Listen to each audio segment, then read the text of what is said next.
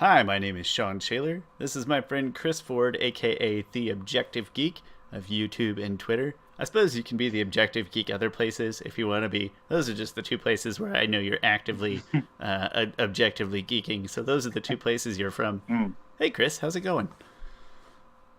It's going fine. It's Excellent. going fairly decently. Yeah. Excellent.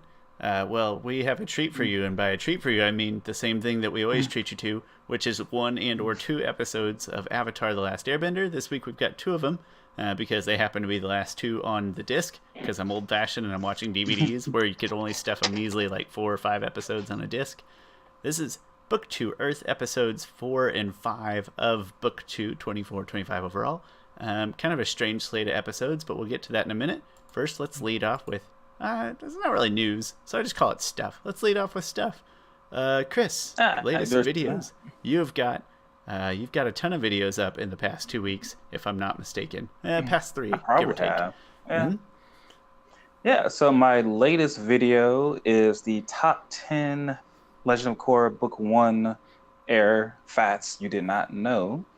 And I created this list because I love listening to commentary on anything really. Like it's weird. I just love it. I love getting into the creators' heads and like what they actually think. Because like fans like speculate about stuff all the time. But it's like the creators are like the gods of this universe. Like what they say is canon unless it completely contradicts something in the show. So I just always find enjoyment listening to them, listening about the progress of it all, the process and all. And I just, found like 10 or so facts that I thought were really amazing. So I wanted to put a video out there for it. The canon's sort of funny to me in terms of like creators contributing before or after the fact, because there's like number one thing of canon is like what actually happens in the TV series, okay, and then number two is anything the creators say after that, unless it contradicts with anything in number one, in which case we have to weigh: are they retconning what's in the top thing and just saying something but then it didn't actually happen, unless it was actually produced later on. And then third, after that, is written materials. That's funny. Anything in print. Sorry, not written. Any print materials. I mean, That's next. I I No tend to offense, go magazines. television show, comic books, and anything else, and then creator input or commentary, and creators, like not the writers of the show. Good point. It has to be like the Great point. creators. Great. Right, not just the artist, like sneaking some stuff in the background. No offense, artist, you're doing a great job. And then like way down below, like actors. Wait, I was gonna say, what if a voice actor? So I forget her name. The lady who voice acts Korra, who does Korra's voice. What is her name?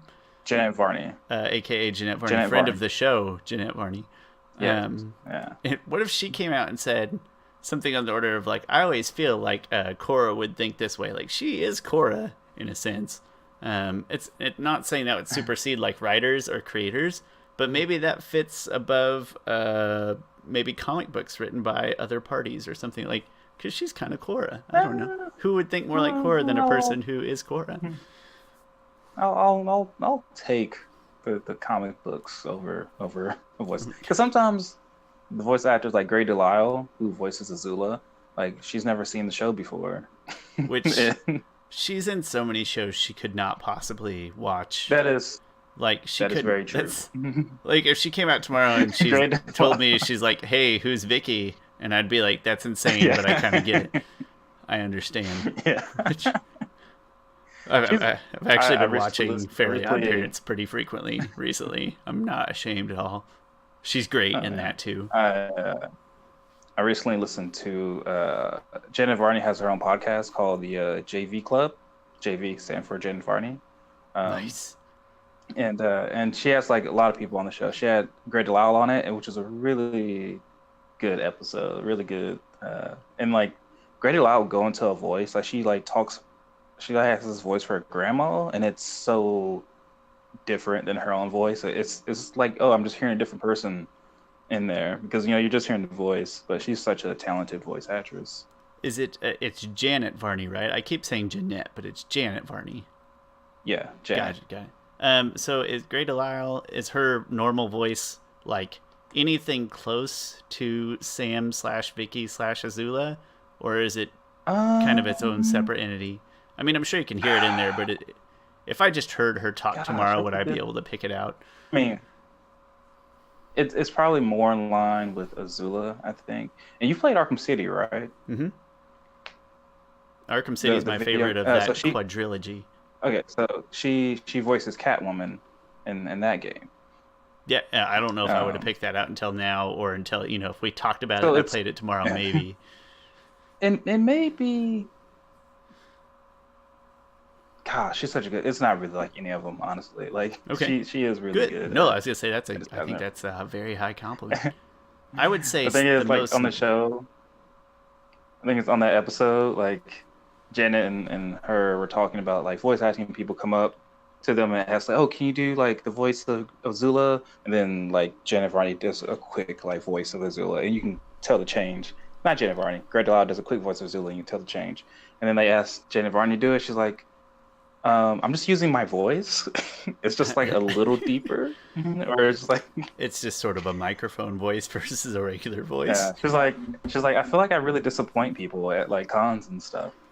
But it happens. Anyway, all right. So yeah, other videos I have. I'm pretty sure I have some Game of Thrones reviews, from some previous episodes, and then Avatar wise, there's another Avatar. It didn't have to be Avatar. I'm always interested in hearing all the videos. I have up, which we can talk about, the Kyoshi novels. Just have up my quick reaction to. They released some more information about it and an excerpt from it, which I'm very excited for. And then movie review wise, I have Detective Pikachu movie review up, and that was fine. I am more excited than your review got me. Usually, like, I'll watch your review, and if you're like, it's fine, it's above average or whatever, I'll be like, whatever, I don't have to see it. But I was so excited for you to love Detective Pikachu just to condone me going and seeing it that I was a little hurt, and I haven't even seen the movie yet, but I will. I won't see it in theaters, but I'll see it at some point, because more so than Pokemon, I'm just a huge Ryan Reynolds fan, so I'll go see it at some point. He's great. I can't imagine him not doing a great job as an adorable little Pikachu. Just the right amount of snark and meta for Pikachu. So we will get to... It's I would say I just think it's more of a kids movie than all ages movie. You're talking to a guy that spent the past 3 or 4 days watching Fairly Odd Parents and Avatar: The Last Airbender, so I'm, I have a certain level of TV show that I watch pretty regularly. No offense to either of those shows. So we'll talk about Game of Thrones just a hair and Kyoshi Novel just a hair, because I want to get your kind of live reactions. But you said something that I feel like was a great segue, is you said you had some Batman news, and somehow we just happened to have Arkham City come up. I have not heard this Batman news, but I am excited for whatever it is. It sounded like a segue. This news just dropped like 30 or 40 minutes or so. They have casted the new Batman, or they're pretty much casted. They're like in final talks, which pretty much means they've casted it. And the new Batman will be Robert Pattinson. Oh, no, Chris, I don't know who that is. Tell me what he is. Okay. I was so excited to react. All right. Twilight. Oh, okay. Oh. Yes. Oh, no. Oh, this is bad. Okay. So, that's not good at all. Oh, no. It's almost... I'm so glad that you did not know this news, so I can hear your reaction. It's like, Chris, that's like a joke. Like, hey, it'd be hilarious if somebody that played Fat Batman was also good at playing vampires, and there's like a transition there. If he can do one, he can probably do the other. Basically the same thing. Well, hey, that's horrifying. Thank you for telling me. My reaction is it's a fairly calm reaction, honestly. I think because I was fairly upset when Ben Affleck was cast in the role of Batman. Like, even though he's always looked like Batman, I was just like, no, I don't want to see that. And it turned out I really like Ben Affleck as Batman. Not my favorite Batman, probably my second favorite, but that's honestly not counting Kevin Conroy, of course. That goes without saying. That's a different. It's kind of apples and oranges, right? I think, at least. But... they're all Batman, and Kevin Conroy is the best Batman. Like, wouldn't matter to me, but I think most people would um, agree. yeah. And Christian Bale, second best Batman, and Michael Keaton. I don't really love that Batman all that much. I Um, it's but weird concept for me where I know you and I disagree on Batman's recent movies. I like the Michael Keaton movies maybe a hair better than Ben Affleck's Batman movies, but I think Ben Affleck is actually, yeah, I think he's a pretty underappreciated Batman, and I think that the fact that I don't like those movies is not a reflection on him as Batman at all. I think he no, did a very good job.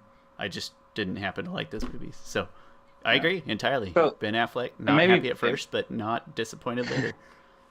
maybe part of my calmness is that like there's been kind of whispers that he's people have thrown around his name a lot, and so I think maybe that's just been in my head. Like when Ben Affleck was like that came out of nowhere for me.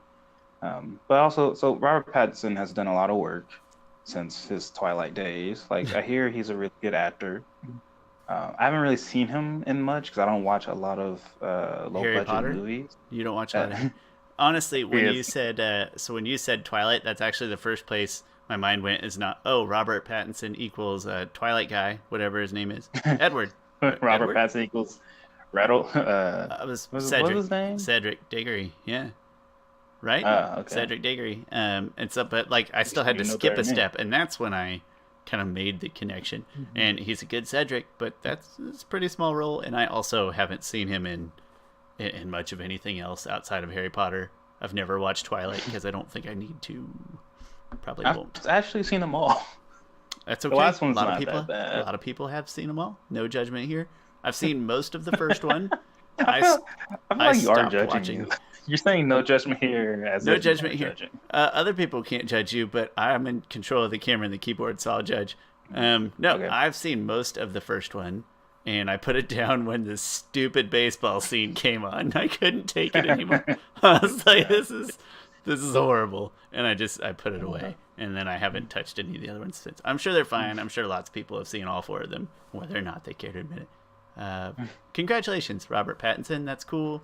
I'm sure you're in better stuff than I've seen you in personally, as I didn't know who you were Yeah. at first. So the thing is that so part of me is really excited because all right, we got more information on the next Batman movie, which means production's gonna be starting sometime soon. It means a new Batman's out, and I'm really excited. And Matt Reeves, the director of it, he's a really great director. He's directed the last two Planet Apes movies, and if he can make me like emotionally connect to CGI chimpanzee the way that those movies do, he will do an amazing job in Batman. And so I should trust his vision and everything.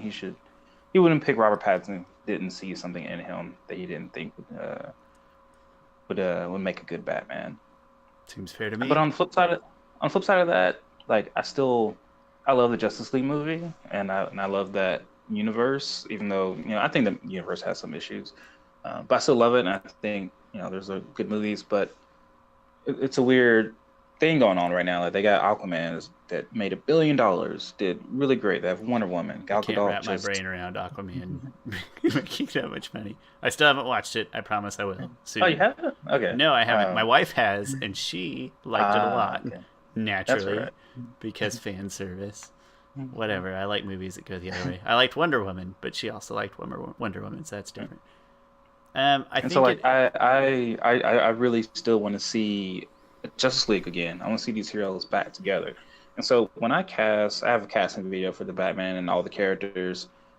I cast like an actor who was young enough to play a younger Bruce Wayne, but also old enough to still like reasonably reasonably look like he could be the same age as Ben Affleck's Batman.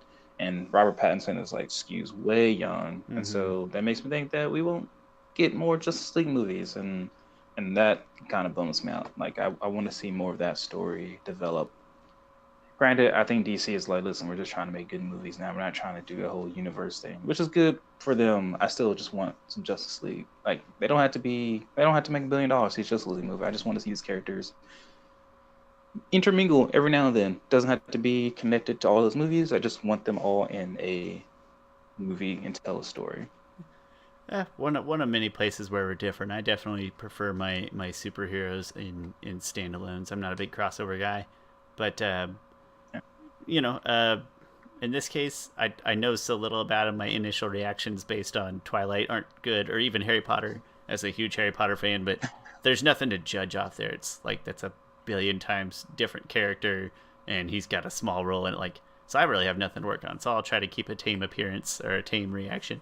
I will say, I think you handled the Ben Affleck news probably with more grace than your suggest. Like you said, you were upset initially.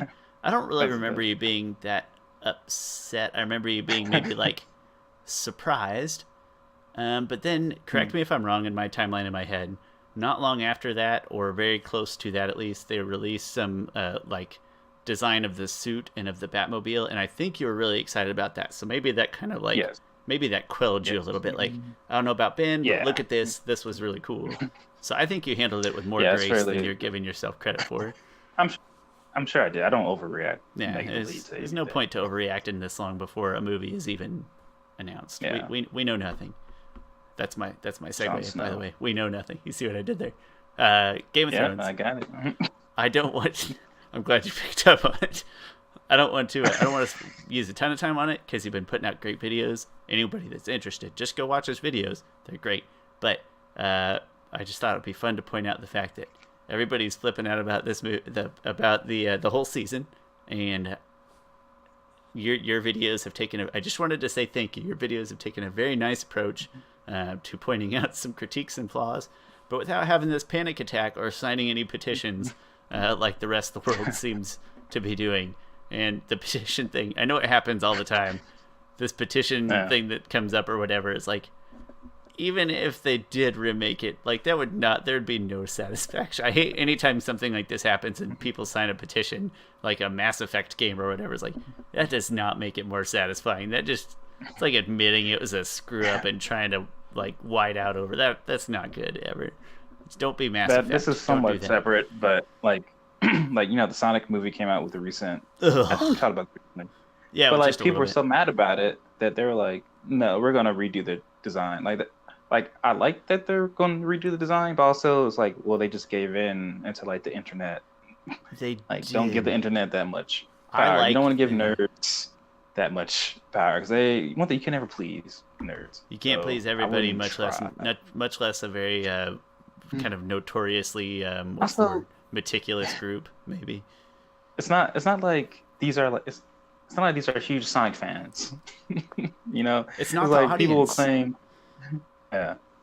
I was upset when I saw Sonic because I think he's hideous. I've kind of gone through like all 5 stages of grief. So it's like I don't know what the 5 stages of grief are. It just feels like it's been 5 different stages. But like I saw him, I was upset. And then my wife will give me a lecture, and then we can talk about how Link is actually dead in Majora's Mask. Different story, different day. But like I hated it when I saw it, and then they redid it. And I was happy at the idea of a redesign, but the more I thought about it, it's like, I'm not the target audience, probably. It's probably a kid's movie. And B, that movie looks like garbage no matter what Sonic. It's going to be terrible regardless. That is true. It's not the fact that Sonic is hideous. And so, in my mind, that's another case where you're right. They probably should not have redesigned it, even if I'm happy that they realize that he's pretty ugly. But similar case here. I think people are overreacting to Game of Thrones. Your videos have done a nice job of mellowing those critiques at kind of a human level, and chances are all these people still going to tune in for episode 6. If you were really mad, you'd turn it off and you wouldn't watch it. Everybody's still going to watch it. I'm going to watch it. You're going to watch it. The whole world. So how mad are you if you're still going to turn the TV on? When I get really mad at something, like Twilight 1, I just turn the TV off.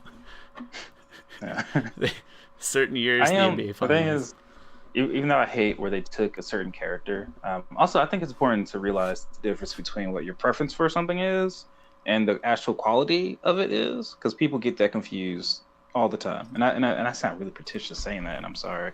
But like, you're the objective geek. You're supposed to say that. I know. But like with Star Wars, people are like, oh, I don't like what they did to Luke's character. I'm like, well, it's not that much of a departure. You just didn't like the direction it went. Like in Man of Steel, oh, I didn't like that Superman killed Zod at the end of that. Like, did the movie tell you that he wasn't going to kill somebody? Like, just because this is not a reflection of the quality of the film, but you're going to badmouth that film just because it did something that you didn't want it to do. Now, in the case of Game of Thrones, I think a certain character went a direction that was just rushed and wasn't good story wise. And most people agree Granted, with you. Most people, I yeah, I think, think yeah. yeah. Um, Granted, I think, and that isn't what I wanted that character to do, but that's fine because I can see how this character would do that, but the show did not paint that. It did not connect these dots for it, so it just all felt a little unearned. That being said, I'm still excited to see the finale of it. Like anything could happen. I'm still gonna watch it. I'm still probably gonna enjoy it. Like you mentioned earlier, I try to veer to the other side. You mentioned there's like distinguishing preference from quality. I would like to think I do that well, in the sense of I almost always just think about preference, and I try to be pretty self-aware of that. Yeah. No, I'm yeah, still gonna. if that's that's fine. It may not be good quality, and I say this about a lot of games and TV shows or anything I play. It may not be good quality. I'm still gonna enjoy it, and I'm gonna drink and have popcorn and watch it, and it's gonna be great. So, long story short, people are reacting on the internet to what is disappointing, but just another plug. Watch those videos. Good videos, Chris. I appreciate the recaps. We no, thank you. And then we kind of already touched on the Kyoshi novel. I just wanted to bring up, that's one of the few videos that you've put out that I have watched in the past 2 weeks, and I'm not huge on reading, but it sounds like it's going to be pretty exciting, and I wanted to bring it up because it ties in beautifully to one of our 2 episodes today, the second one, actually. And then finally, this is totally kind of a one-off, but I wanted to know, you put out YouTube videos. You mentioned at one point you have a maybe potential collaboration with another YouTube creator. I know you watch a lot of YouTube. Do you have recommendations? What I'm just curious, what some of your favorite YouTube channels are. Like if you're sitting at home and you need background noise or sort of semi pay attention, what are your go-to YouTube channels? Pure curiosity. I don't. When it comes to Avatar related content, there's a guy named Rohan Boy, so hopefully can or Rohani Boy. Rohan. He makes a lot of good videos. I mean, he makes a lot of recent ones. Sage's Rain, absolutely love Sage's Rain videos. I feel like his videos they're more video essays, so I think it really get into the heart and heart of a lot of these characters and the meaning behind them. He doesn't get too literaturely with it, but that's fine. I don't want him to do that. He just gets the kind of heart and soul of the characters. Also, he has a great voice, and there's always great music in the background. His videos, so I really enjoy his videos. A person who doesn't really need any publicity is a YouTuber called Hello Featured Me, and he puts out I think a lot of people consider some of the best Avatar content out there. I'm impartial myself, but I was gonna say we're probably number 3 on that list of all time. Probably no. Probably number. So there's probably him, then Avatar Critic, which Avatar Critic has 10,000 or so subscribers, or something like that, and then other people, and then I'm at Sits, but that's a huge drop to we're a huge drop to Sits. Well, we are if you type Avatar in Spotify, I think we're the 4th one that pops up, but I have no idea what they base their criteria on. If I gave us a 5-star review on Spotify, so we're 1 for 1, maybe that's what drives that. I have no idea. But Spotify, other YouTube creators that I really enjoy watching, RDC World 1. His stuff is hilarious. If you ever see those, and he covers a grand, just range of things from basketball to anime to cartoons. He does a lot of skits and stuff. It's top quality, hilarious stuff. He has one about who always do the finals, LeBron James after game 1 of certain finals, when J.R. Smith messed up that call. His reaction that he has a video of this is how Chick-fil-A employees be, or he has this one called Anime House where they all play different anime characters and characters trying to fight each other all the time. Just great content. And what was the name on that one? I don't remember what you said. RDC World 1, I believe. or Supreme Dreams. Or see him on on Facebook and Twitter. I think he goes by Supreme Dreams on there. Nice. I was just curious if I'm assuming that you watch videos and that can inspire certain things. And then recently I was thinking of this because one of my favorite video game channels, one of the hosts left, and the other host is doing it by himself. And his first episode by himself went surprisingly well. But, like people overreact to those things. But I've also been watching just general cinema. I've been watching Dead Meat Kill Count. I have no interest in horror movies or slasher flicks or bad B movies at all. But somebody said sort of the comedic element of this guy that essentially reviews all of these mediocre to acceptable, like, bad horror slasher flicks. So I've never seen most of these movies, but anyone who has any interest in that stuff and appreciates very, very clever comedy, it's called Dead Meat, and it's fantastic. And it's popular, so people who would like that stuff probably know about it. I'm probably late to the game, but anyways, yeah, I was just curious what you watch in your spare time. Good to see good inspirations out there for your work and for other Avatar creators.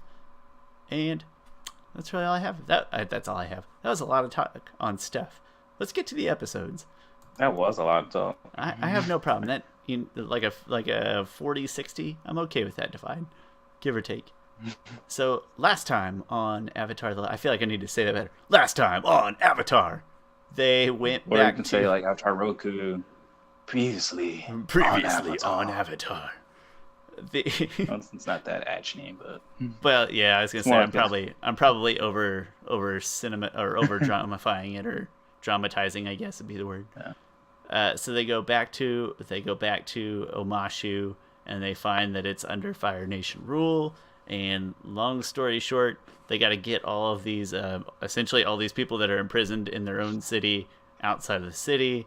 And somehow in the process, they accidentally, so to speak, kidnap the Fire Nation governor, or Omashu's Fire Nation governor's baby. And then kind of on the side, Azula recruits, I always want to say Mai, but it's May, I think. Gosh, I always want to say Mai. I think it's May. It is May. And then Ty Lee to be on her small elite squadron to hunt down the Avatar. And long story short, it's kind of a clash between Team Avatar and Team Azula, and you just get the feeling that from here on out, that's kind of going to be the two clashing forces.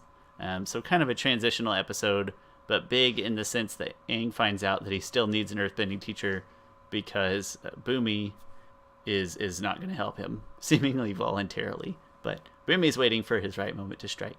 So that leads us into this episode in which they are essentially searching, just trying to decide where to go to get get Aang taught earthbending. Still trying to figure out where to go for that. Kind of just flying around, it seems like aimlessly. I don't know if they've ever said where they're going or where they want to go. Yeah, that's a good point. So I'm not sure what they're looking for other than Aang knows, and that's the start of the episode, that he needs to listen to find his earthbending teacher. So they're flying over this swamp, and Aang thinks he hears the swamp speaking to him, and Appa just starts gradually flying down towards the swamp, like apparently Appa hears it too, and they're just heading down into a swamp. And then Sokka talks him out of it. He says, "That's ridiculous. The swamp isn't talking to you. You're insane. Let's go." So he talks him out of it, and then one big tornado, not 4 tornadoes. Where am I getting 4 tornadoes from? One tornado comes out of the ground and essentially knocks them out of the sky and then separates them all. And that's kind of where the story begins, is that they've been separated in this swamp, and they're just starting to hallucinate. They're starting to trip all over the place. So that kind of leads me to my first complaint with this episode, is there's a few things that don't really seem to go anywhere. Like, it feels like it's a whole episode of kind of build up, but with no end to it. So Sokka sees illusions of Iwe, and Katara sees Iwe, and then Yue. Yeah. Yeah. Do I have to pronounce the Y? I just say Iwe. No, I'm all confused. Dang names. And then Aang sees this little girl who, if you don't know any better, you just she sounds like one of the little twins out of The Shining or something. It's horrifying. And then there's a third. Yeah, that's true. There's a plug for that Dead Meat channel I've been watching. She sounds like The Shining. She's just giggling and hopping all over from tree to tree. So they're all just tripping like crazy. And then on the side, Appa and Momo are being hunted by like these Louisiana Cajun rednecks that live in the swamp. And so, it feels like it's all going somewhere, and it just doesn't really. Sorry, I'm getting into my complaints too soon. But we're basically halfway through the episode, and Sokka has been cutting swamp paths through the swamp to clear their path as they're trying to find Aang specifically, or even I guess they've reunited at this point. And Aang and Katara are like, hey, you probably shouldn't do that. They're living things. And Sokka, being Sokka, is like, no, I asked the swamp, and the swamp said it's fine, and he's cutting through it. And they keep doing things, and they keep mentioning like, hey, it feels like we're being watched. They keep alluding to the supernatural, and Sokka keeps trying to talk him out of it. And then they run face first into a giant swamp monster. And it's kind of the first interesting part of the episode, if we're being very honest. And like I said, we're already like halfway through it, and it's the first part in the episode where something really happens, I think. Although I think them seeing visions, like when Sokka sees a vision of Yue, like that to me is really telling of just, it's a reminder of the weight of their journey on them. And the same with Katara seeing her mother, they both of them are seeing the things that they have lost the most. I do think that that's a really good, just a really good character moments for them. I think I get annoyed that I get annoyed that it doesn't it just doesn't mean anything in the end. Like only Aang's vision really has any kind of meaning to it, I guess. And his is the weirdest because he's seeing things that he has not seen before. His mind is manufacturing some futuristic stuff here. Whereas, like Sokka is in Katara, as you can kind of see. And even Sokka admits it. He's like, yeah, I think about you I'm going to screw it up every time now. Every day. And, we lost Mom. You think about her a lot. And then Aang's just like, I just saw some creepy kid just laughing at me running around. Like, can't get the Shining out of my head.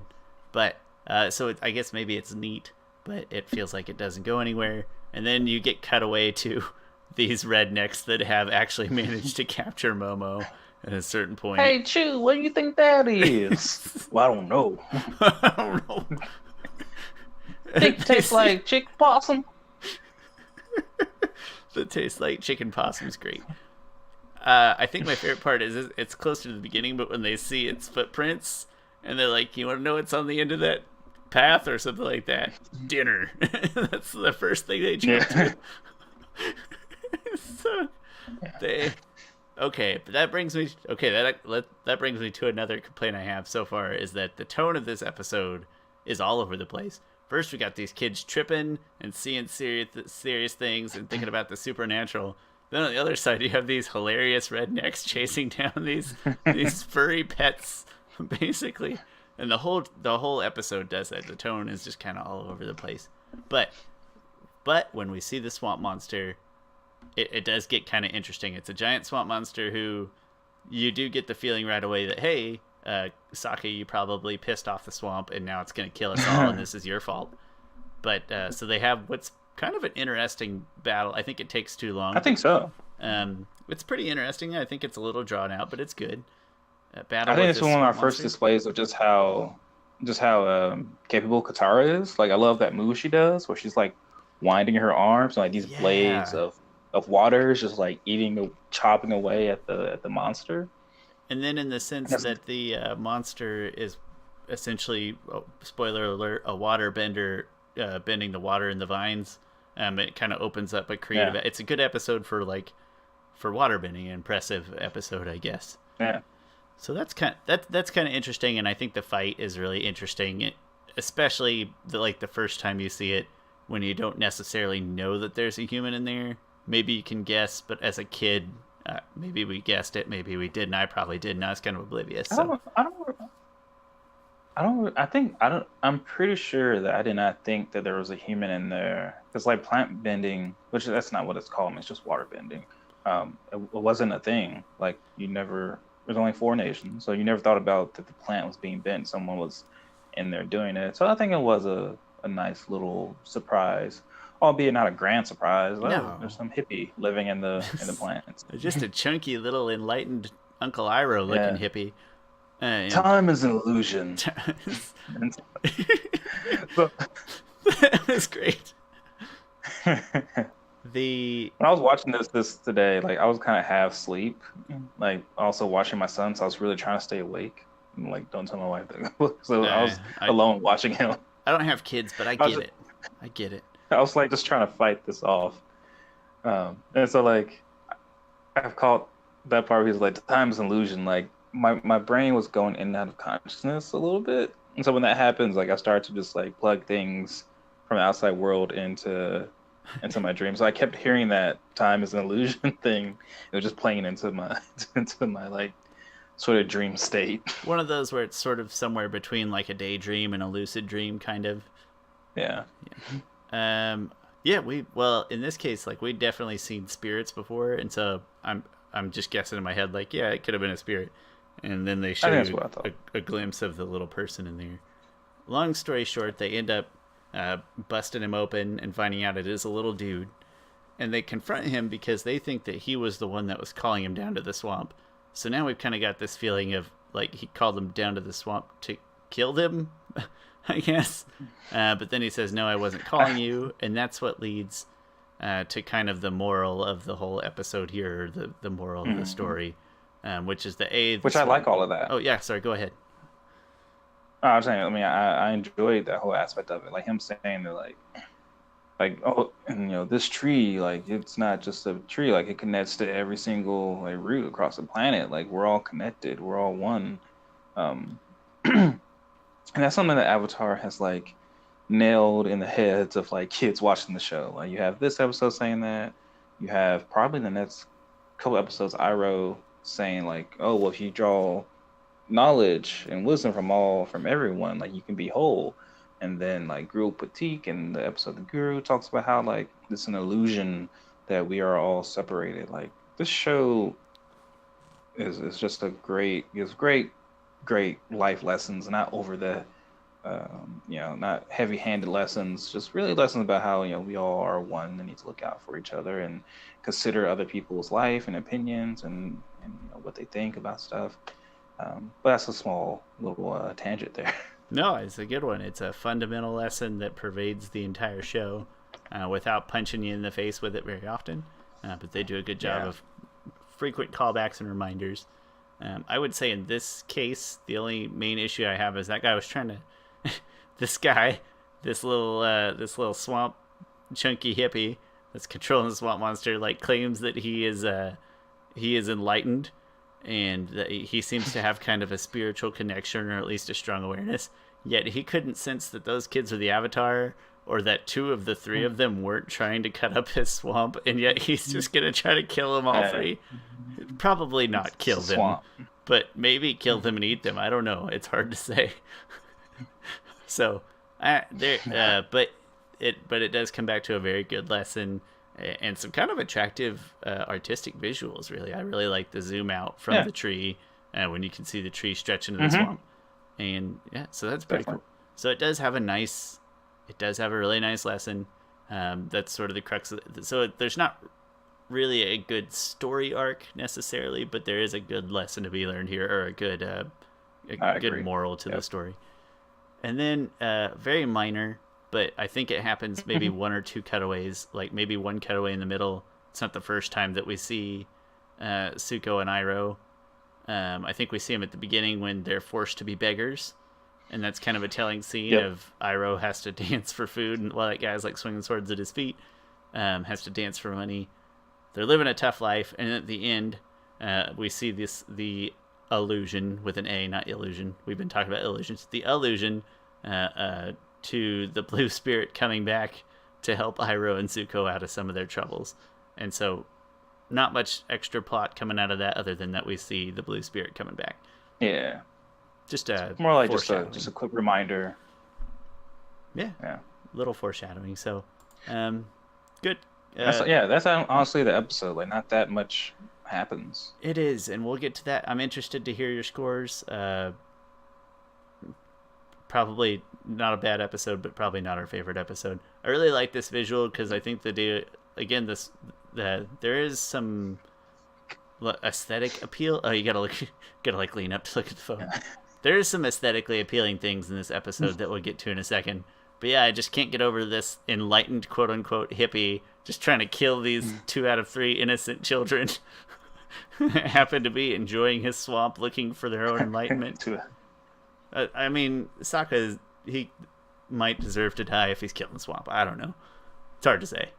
I'm just afraid that those kids were going to be eaten by swamp hippies. Anyways, Chris, do your ratings first.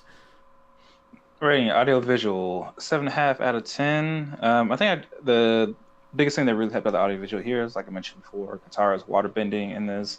And then I just had the visual of like this thing that looks like a spirit and has like a cool mask on it. Yeah, it resembles a spirit in a lot of ways. Yeah, a lot of spirits. So 7.5 there. As for the story, also gets a 7.5.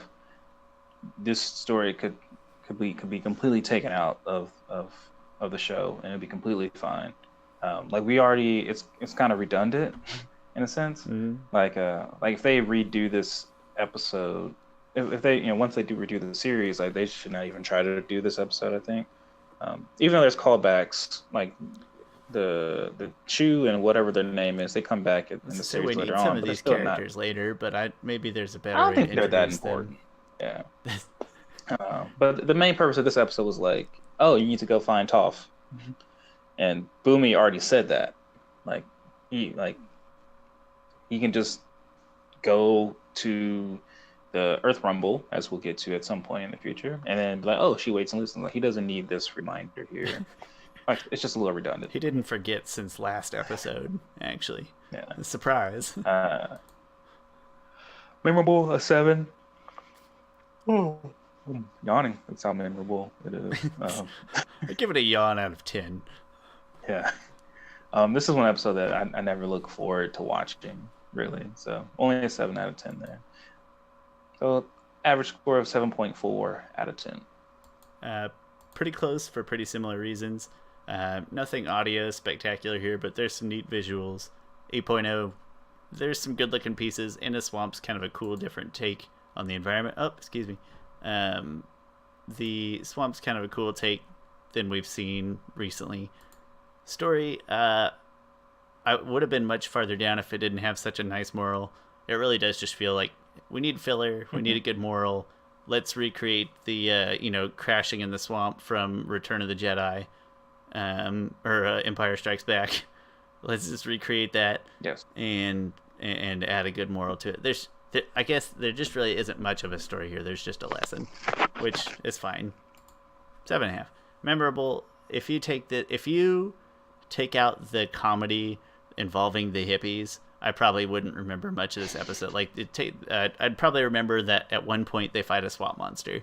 That's probably all I give it. So again, not bad, but just there's not much to this episode. Still, that scores out at a 7.4. So nice. It's very, very similarly scoring there. Average score, pretty easy, 7.4. That brings us to what I think is a much more interesting episode. I think so too. Yeah. In fact, maybe a sneaky pick for one of an episode that I never really appreciate how much I liked it until I put numbers to it. Yeah. Oh, nice. Like you see numbers, you're like, yeah, I actually do like that a lot. So they are chased off of wherever they land by a firebending army or a small firebending group.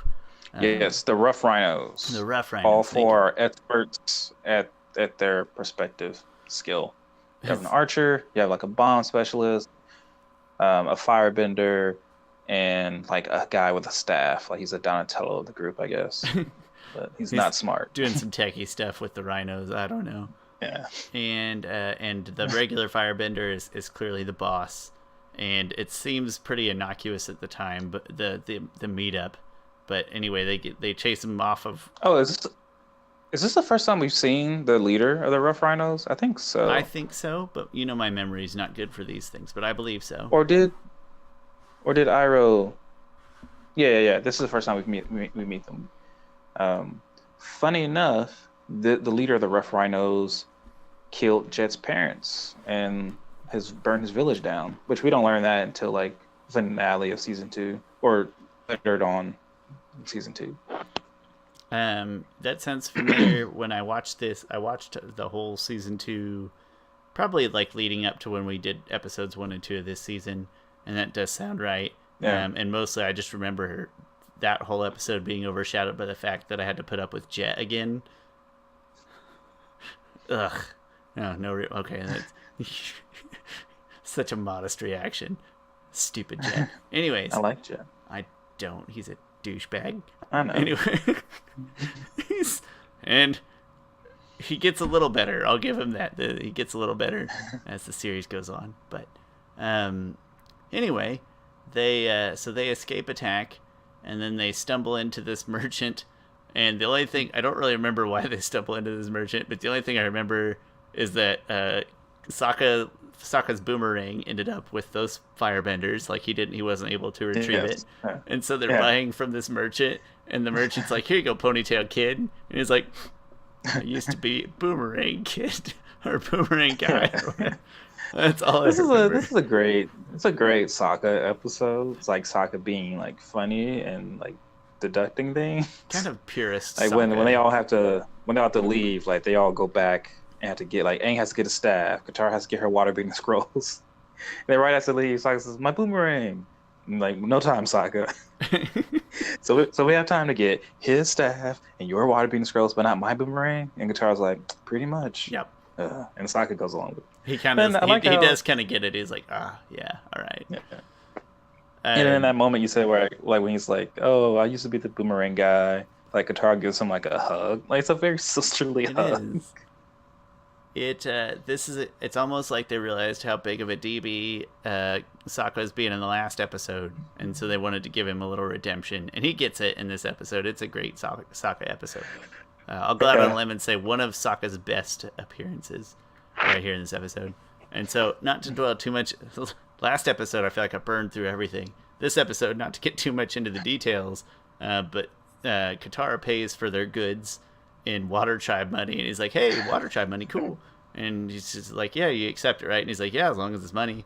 And it's just funny to me that comes back later. There's lots of little things in this episode that are like, there's little callbacks in there. So he's like, "So you guys going to the celebration?" "Yeah, it sounds great. It's Avatar Day celebration." And Aang looks up at him like, "Yeah, we gotta go see that it's celebration." So they go, and it's a really cool celebration. And then I think it's Sokka's like, "Hey, what's that guy with the torch doing?" Like they're admiring the torch and how cool it is. And then they're like, "Hey, what's he doing?" He's like running at the Avatar statue. And he sets it on fire.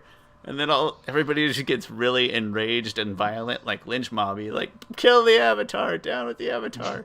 Yeah. And it's kind of a really stark shift in tone from what has been a funny episode. And it takes a really dark turn, but then it's not really that dark of an episode, all things considered.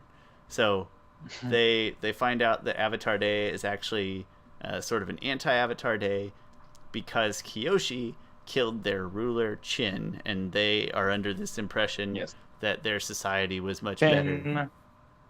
Yeah, Chin the Great. Chin the Great, as they call him, which I think is interesting. As opposed to the actual. There's that old guy. There's an old guy like, "We used to be a great society." Like he looks terrible. He's like cockeyed and insane looking. Yeah. In my mind, that guy is like the grown-up version of Foamy Mouth guy, like that kind of insane, weird, goofy, which is another great callback. Speaking of Foamy Mouth guy. Speaking of Foamy Mouth guy, in a few minutes we certainly will. So anyway, Aang stands up and says, "No, that's not right. That's probably not what happened. Give me a chance to figure it out, clear my name." And then they say, "All right, well, you're going to stand trial our way, including our trial methods or whatever, and you have to pay bail." And so the next thing they show Aang imprisoned, And he's like, how was I supposed to know they didn't accept waterbending tribe money? Yeah. And I know it's little, but it was just, it's such a That's a clever... good, and it's a quick callback, too. It is. It's, again, seemingly innocuous, but very clever. And then that kicks off, though, the real meat of this episode, which is Sokka conducting an investigation to the best of his poor abilities. And they actually do gather some facts that suggest that Kyoshi was probably innocent. And it's probably not quite enough for proof, but altogether that they feel good about it. I just love when he goes to Kyoshi Island. He talks to like the leader or whatever. He's like, they say an Avatar killed their leader. They say it was Kyoshi. Like, it's so CSI to me. What's that guy's name? David Caruso. I can't think his name. David Caruso. This is the guy that like drops the one-liners and puts the sunglasses on. And, like, it looks like we found our man. And then like if a teacher dies, like they'll be like, looks like school's out. School's out. Like, I think we talk about John Mulaney the second most of anything in this podcast. He is the second most frequent topic of conversation. His name is David Caruso. I forget his real name is Horatio something, it's crazy. But anyways, Sokka does have a cool hat and a cool pipe, and he does pull that kind of like drawn out pause with the pipe smoke in between his accusations. But they went to Kyoshi Island to help gather some evidence, and Foamy Mouth Guy was there. But then it's disappointing because Aang is not. They get all crazy because they think Aang's coming back, and then Aang's not even with them. So Foamy Mouth Guy just fainted for nothing. Foamy Mouth Guy is doing so much like storytelling without saying a word. Like, he gets there and he's like, he's like, in my head, he's like, why didn't you guys tell me that the Avatar was here? And he's here. Oh my gosh, he is here. And then it's like, wait, he's not here? Oh, what? Huh? He's not here? Okay, let me just... 5 and then he like wipes off his mouth and everything. He has to wipe off the phone. He is easily the most emotive character in this episode, and that's high praise, because also in this episode, you'll have to help me remember the name of the person, but the guy from Mulan that happens to be the leader of this village of Chin's village. I forget what the heck the name is. I don't know. I don't either. Do they even say it? Whatever. It's where Chin the Great lived, the center of his empire. But yeah, the governor, so to speak, or the leading official, is the guy from Mulan, and I just really like that guy, and I think he does a good job. So they are at Kyoshi Island. There's a nice little toss in, or a little plug, where Sokka asks where Suki is, and her dad, I think, says you had a really big impact on them, on those girls. They went to fight in the war. They're trying to make a difference, and that's thanks to you guys. So nice plug there, and also a little bit of foreshadowing for later in this season. So that's fine. They gather some more evidence. They go back. They're trying to get Aang. They're giving Aang all this evidence. They find out how the trial. The trial is going to go. Before that. No, go ahead. Before that, I love when Aang is in jail, and like he's like in this shackles that has his head in there, and he's talking to the people in the jail who look like really dangerous and stuff. Like they're all bald, they all got tattoos, and then like they're just talking to him like, "Don't worry, this girl you're talking about, she'll come around. Plus, you're the Avatar." Aang has been having this conversation with them. You're smart. You're the Avatar, and then he like slips his arms and his head out of the thing, and he's like leaning on top of it. He's like, "You guys are great." It's got like a Looney Tunes kind of tactile comedy to it, where he slips out of there and just talking to these hardened criminals in prison, and it's a very touching scene. And so they, and then the big guy is like, tell her how you Don't be feel. afraid to And he's tell like her. crying. Oh, it's great. Gosh, this episode's awesome. So they find out how the trial is going to go because they mention evidence to Governor what's his name, who even looks Yeah. a little bit like the guy from Mulan, like even looks like him. And they're like, yeah, Yeah. we've got some good evidence in our favor. And that guy's like, evidence? That's not how our trials work. He's like, I say what I think happened, and then you say what you think happened. Then I decide what really happened. That's why they call it justice, because it's just us. And so, flash forward to the next day. That guy gives his version of the story, and it's very concise. He's like, Avatar killed Chin right here. This is where it happened, or something like it's very concise. And Chin the Great was great because he was great. That is all. that is all. It's very, very appropriate. And then given the context. And then Aang tries to like gather all that evidence that Sokka has and Katara has provided him, but he's not. He's not a talker like that. He's like a kid. And he's a kid with a lot my of feet are stuff small. Yeah, he's like, my feet are small, and your statues have the same, or made of the same material, in his and I'm innocent. Ta-da! Ta-da! And painting at sunset or something. I forget how he words it, but it's pretty much. Yeah. He's a kid facing a difficult situation, and he tries to diffuse it the best way that he knows how, which is with a light heart. Good try, Aang. Good try. But it doesn't work very well. And then there's a cutaway, but we'll get to the cutaway in a second, I think. They come back, and they essentially, Katara has dressed Aang as Kyoshi, kind of hoping that makeup and all, everything. It's detailed too. She did a nice job. Good job, Katara. Yeah. Kind of hoping that maybe it would like help her. I don't know if she says it directly, but help him kind of connect with her and speak with her. Yeah. Summon her in a sense. And it looks ridiculous, and it kind of has a very mocking feel. Like at this point, again, the tone of the episode shifts just a little bit, where they feel like the villagers feel like they're being mocked a little bit, and it's almost a disrespectful thing. It looks like, and then just Aang is like, "Hey guys, it's me, Avatar Kyoshi," like trying his best. And like, the thing is, that is not her voice at all. She doesn't have like some like small, fragile little girl's voice or boy's voice.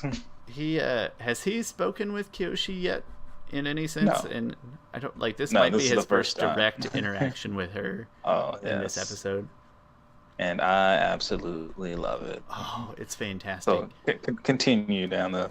I mean, you're basically there. They're sick. Like I said, it kind of has a disrespectful tone to it, and you almost, I don't want to say feel bad for the villagers, but you're like, Aang, stop it, this is bad. And then just as Governor what's his name is about to pronounce him guilty, they essentially Avatar Kyoshi takes over Aang's body. And go ahead and take it from here. You sound like you're very excited for this. Yeah, I am excited. So I mean, the whole freaking scene just changes. Like this huge gust of wind comes there, and like the scenery just goes all dark, and then right when that like little tornado disappears, like it's just Kyoshi. Like the first words from Kyoshi is, "I killed Chen the Conqueror." That says that's just one of my favorite lines of the whole entire series. Like, first of all, they've gathered all this evidence that proved her innocent. Or it was pretty close. Then, like it seemed fairly thorough. Yeah. And then all of that is just completely undone with her saying, "I killed Chen the Conqueror."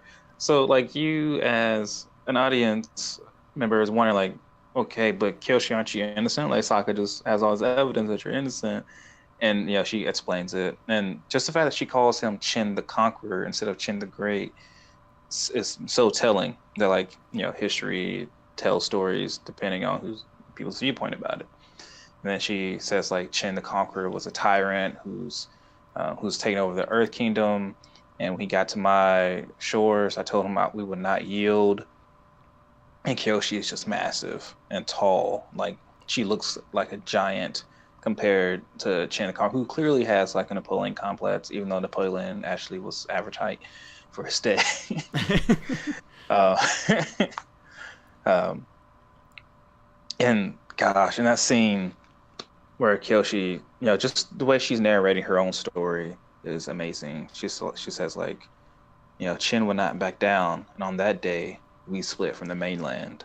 And like she goes into Avatar state, she like blows him away. She earthbends like a crevice that way, and then undoes her, like locks her fans back up, and then just boom, and she lava bends up, and then just pushes the whole island. It's now an island.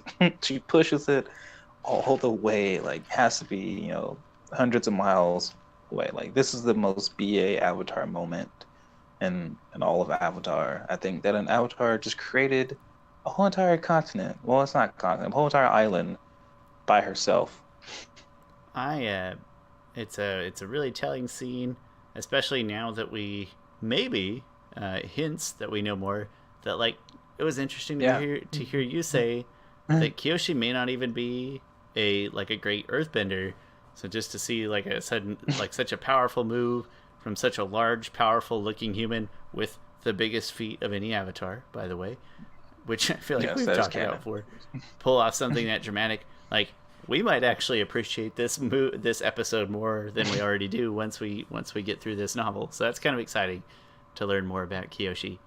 But it's a great recreation. I think it's dampened a little bit by the goofiness of Chin kind of falling off the ledge in a clumsy, goofy way. In his underwear. Basically, yeah. Like, I would have rather just seen her, like, blow it. Like, you don't even have to show him dying specifically. Like, just show him standing there, and then she splits a continent. We can kind of piece the rest together. So, could have done without that part. But overall, very minor complaint. Really cool moment, and I agree with you in the sense, in terms of, like, individual defining moments, that's probably up there with coolest Avatar moments. At least to this point in time, to where we're at in the series. Yeah. It's kind of a steep statement, but anyway, Town still doesn't care. Town's still like, yeah, see, you're guilty. You killed Chin the Conqueror, not Chin the Great, whatever. And so they take him to the wheel of sentencing. So tone shifts back, by the way, to the wheel of sentencing, and they're like all praying we went for from police community service. We went from murder. In one swift murder, it shifts completely back to comedy, and so they're all praying for like, please land on community service. Although Kyoshi didn't murder him, like there's a difference there. Yeah, she just didn't have to save him. Hashtag Batman. Exactly. I mean, she is directly responsible, and she would say like later on in seasons when Aang is trying to tell his past lives, Aang is like, but you didn't. When he's trying to like convince himself not to kill the Fire Lord, she's like, no, you can kill people. Like everyone is like, listen, you're the Avatar. There's nothing against killing people. And like Aang tries to say, well, you didn't kill Chin the Conqueror. Technically, he fell to his own death because of his stubbornness. And Kyoshi was like, look, it doesn't matter. Like I would have done anything. Stabbed him if I had a knife. She's probably like, listen, just to make sure he was dead, I went down there, found the body, checked the pulse. It was a faint pulse, so I took a rock and just beat him over the head a few times. Until he was gone. Yeah. She was not opposed to that. And Yang Chen, I think we discovered at one point that Yang Chen was a little murderous. All the avatars are like. I think she was. Yeah, there's nothing. She was fine with it. I mean, she was a good enough avatar. She had a great balance between, I think, being feared and being admired. Yang Chen, aka maybe our number one avatar of all time. Oh yeah. And so it's. This is a cool first interaction with Kyoshi directly between Aang and herself, except for that when Aang comes out of it, he actually doesn't remember what happened, and so Sokka's trying to explain. It's like, you're kind of guilty, and so you kind of admitted to these stupid villagers take him over the wheel of sentencing, which by the way lands on boiled in oil. And I love the way the guy says it. He's like, boiled in oil. Like, he's very bored. But then, fortunately, the rhino what is it, the rhino riders, The Rough Rhinos. rough rhinos. Thank you. Literal rhino riders. The rough rhinos attack, and then they're like, take us to whoever's in charge here, whoever's your leader. And then naturally, Governor, what's his name, points to Aang. He's like, you got to help me. And he's like, I'm about to be boiled in oil. And he like flips it to community service. Like, there, community service. Now serve our community by saving us. Yeah. And so there again, even when times get tough, there's always enough time for some practical comedy. And then, so naturally... And then it's a nice, good fight, I think. Even though it's short, I think there's a lot of highlights to it. It's kind of diverse. It's not just a one-on-one affair. It's kind of a 2, 3, 4, kind of diverse. A lot of things happen. It's a good fight. Not as drawn out as the swamp monster fight. Everyone gets a chance to shine. Katara was on water bending and stuff. Outsmarts this guy in the Rough Rhino. Sokka finds Boomerang back. Boomerang always does come back. It's so touching. Boomerang, you do always come back, and he sounds so sincere when he's... That's great voice acting. Like, it's goofy and it's funny, but like the voice sounds sincere. Like Jack Desana. He could actually be hugging like a long lost teddy bear on the other side of the camera there, and I would. I love like immediately he gets rid of he actually, and that's the thing about like he actually uses these tools he's got. He uses the pipe to take out the flame of that arrow, and he uses the glass to like shine a light on that same guy. Like, really some good ingenuity going on there with Sokka. His hilarious Sherlock Holmes props. Yeah, he's doing it well. Yeah. Great fight. Loved it. And like, as you mentioned, it's not particularly long, but it is pretty diverse. And by the end of everything, Team Avatar does prevail, and Avatar Day becomes more of a thing of celebration, which is nice. And then that's kind of the end of Team Avatar's arc here. There's another bit, I don't know if it comes at the dead end or not, but we go to a small bit with Iroh and Zuko, where basically at some point... It's a great bit. It is. It's very important. It's small, but it's... it could almost... I almost forget that it's in this episode because it just stands alone so well, is that we see the Blue Spirit steal some food. I don't want to say in like a rob from the rich to give to the poor way, but it's not like he's robbing other homeless people. So he steals some food as the Blue Spirit, and he's bringing it back to Iroh to the cave, but he's also maybe getting some extras on the side. He's got like a nice tea set and everything there, and Iroh's like, "Hey, looks like you did some shopping. I'll let you take it from here. It seems like it's going to be a favorite for you." Well, I think so. Talking about Zuko, like Zuko, this is one of his lowest points, and previously in the episode, or maybe it was last episode, where Zuko says like we shouldn't be living like this, like we're living like the poor. And I think Iroh says something like, there's, you can find pride in poverty. There's simple honor in poverty. That is in this episode. That specific line, that one's in this episode. Yeah, and it's a good one. I love that line. That line is so telling. I've never even heard of a children's show or any show, treating the poor like that, because I've heard other places, but like there's a certain growth to being that low. Like you do have a certain sense of humbleness that I think can sort of put things in perspective for you, that you are actually more wise than people who have it all. And Zuko doesn't handle this well, which is why he steals from so many people. Like he has a big, huge pig out. Like he just has all this stuff. He buys Iroh the best tea thing he can find. Like Zuko is trying to replace things, replace his honor and his superiority with objects. And Iroh's like, to tell you the truth, the best tea tastes just as good in in this great expensive pot than it does in just a whole crummy bucket. Like it doesn't matter. Oh crap, there's a centipede right there. Where it goes? Okay. Unedited version of the show, all of our Patreon subscribers get to see you try to swat a centipede. I got it. I always tell that to And then beer like, snobs too, and beer snobs are like, I have to, like, if they want to drink it out of a specific glass or whatever, I'm like, hold on, cowboy. uh, I pull that line out. and I'm very then proud. one of my favorite quotes of Uncle Iroh that you can truly live by. You know, Zuko is like just down his luck and stuff, and he's like, you know, Iroh tells him something about humility, um, and eventually Zuko says like, then there's no hope, and Iroh immediately snaps. He's like, no, no, don't, don't lose hope. You know, and at your lowest point, you are, you may succumb to your lowest instincts. Like you can't do that. You know, um, you have to. Gosh, I'm butchering this, and I Hope know is it. the thing you give yourself, or hope is what a gift you give yourself, or something to that extent. Like, Yeah, hope is what you give yourself. That's the true meaning of inner strength. Like that quote is so applicable to anyone and any type of life or anything of just like you have to hold on to that hope within yourself. Like I've used that as a Facebook status before and like with no context at all.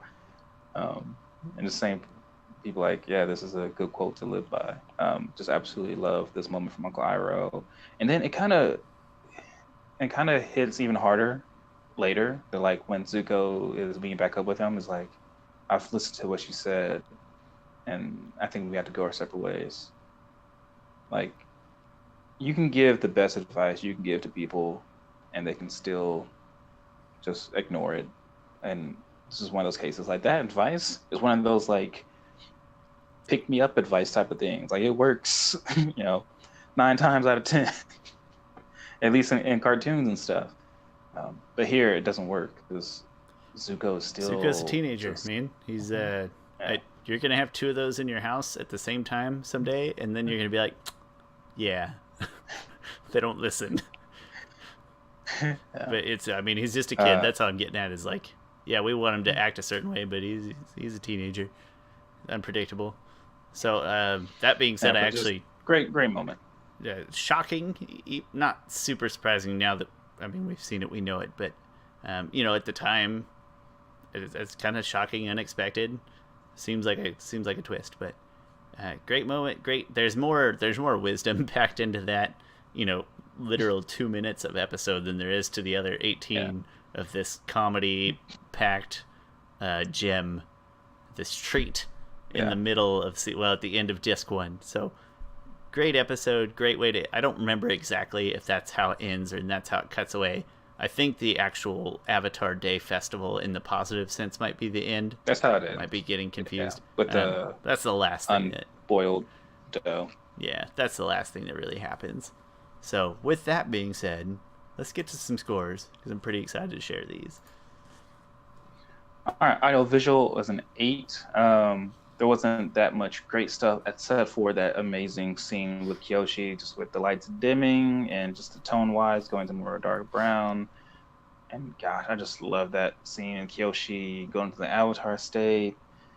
All that was amazing, but it was a fairly small part of the episode. So that gets an 8 out of 10. Story gets an 8.5 out of 10. There were just the Uncle Iroh stuff really was the crux of the weight here.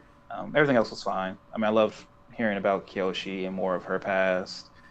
And just how like historical figures can be skewed depending on your perspective, and just the simple fact that you can contradict Chin the Great with Chin the Conqueror, and those are two completely separate things. As for memorable, gets a 9 out of 10. Like this is one of my favorite moments. Like I watch some like reaction videos of Avatar, because that's a YouTube thing nowadays, is reaction videos to things that are like way old.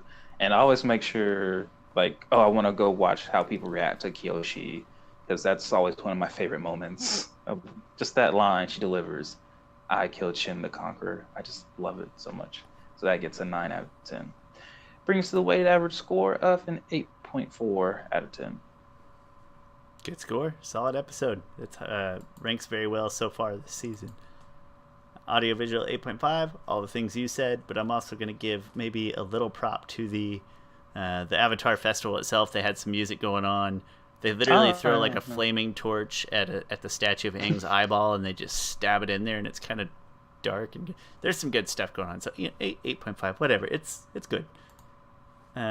Story, same 8.5. All the things you said, great story.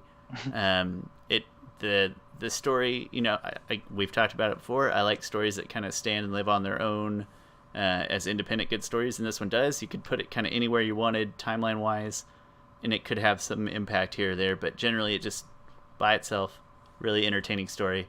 And then there is some deeper stuff too. It's not just a meaningless comedy episode. There's some important stuff that happens. So, a lot of good things. Memorable, 8.5. Yeah, it's an episode. I maybe underappreciated it. It's not one I've ever not liked, but like I said, until I put it in numbers, I'm not sure I really appreciated how much I enjoy it relative to other episodes. So 8.5 brings us both to an 8.5. Pretty appropriate. Yeah. It's a pretty good episode. I love that lighting. It is such a good freaking visual. And right when it starts to what's his name, and someday I'll remember his name, but like, dust kind of almost like a dust tornado coming out of the ground, and he's like ducking away, and it escalates really quickly, and really it's very dark, kind of dark browns and blacks all over the place, but it's a dramatic shift in tone and in color, in the actual sort of language tone or what's happening in the episode. It's pretty wild and pretty fast. So I seriously can't wait for the Kyoshi novels. I'm really excited to read them. I'm not much of a reader. I mean, I'm still very excited for it, but it's one of those, it's like, I'm sure it'll be a little while before I actually pick it up and read it. But I know when I do it, when I actually sit down and do it, I'm going to enjoy every minute of it. Absolutely. And hey, that's what I got to say. I know we talked a ton leading up to this episode, so I won't keep running my mouth. All I will say is that first episode was okay. Second episode was really good. We are getting very close to some of my favorite chunks of the entire series here. I'm a huge fan of Toph, and spoiler alert, we're coming up on that. Love Toph. She's one of my favorites. So we're getting there. I can feel it. The excitement's building up for Toph. Yes! The child from The Shining in the swamp. So Toph, weird. the person who built Aang Memorial Statue. You wouldn't know that if you watched my video. I'm sure anyone who watches this have watched my video. I say that, but I don't know.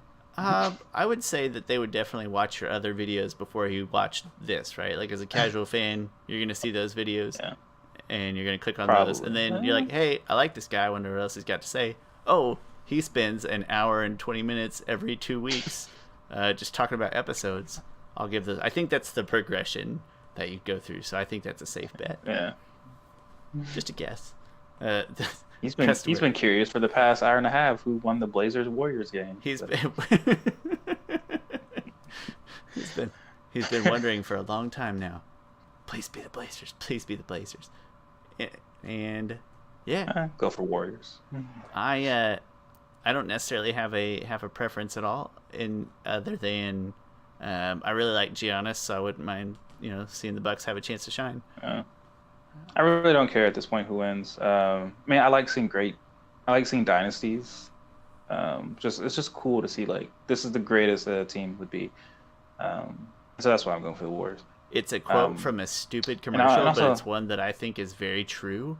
It's a dumb Colin Cowherd commercial, and I don't remember what it's for, and I don't even like Colin Cowherd, but he makes a great point. It's like, people say they don't like dynasties, but people watch them. And then I also remember those 2 years in the NCAA tournament where Butler was in the championship game back-to-back years, and they had like the lowest ratings of any national championship games. They're like, we claim we want upsets, we don't watch upsets. So I'm on that side too. Like, I don't want to see the Warriors win, but I get, like, people watch dynasties, people watch that stuff. It keeps drama. Good for basketball. That was very tangential. Hey, that's what I've got. Let's talk in. Let me think. Next week's no good, but the one after's good. So we'll talk again in 2 weeks. We'll run 2 more episodes at you. If I remember right, they're pretty interesting episodes. I'm pretty excited for them. In the meantime, keep your eye on The Objective Geek right up there. His videos on Twitter and YouTube. He posts on Twitter, and his videos are on YouTube. And my name's Shawn Shaler. Thanks for hanging out with us for 80 minutes of pure Avatar. We appreciate it. and we will talk to you soon. Have a good one.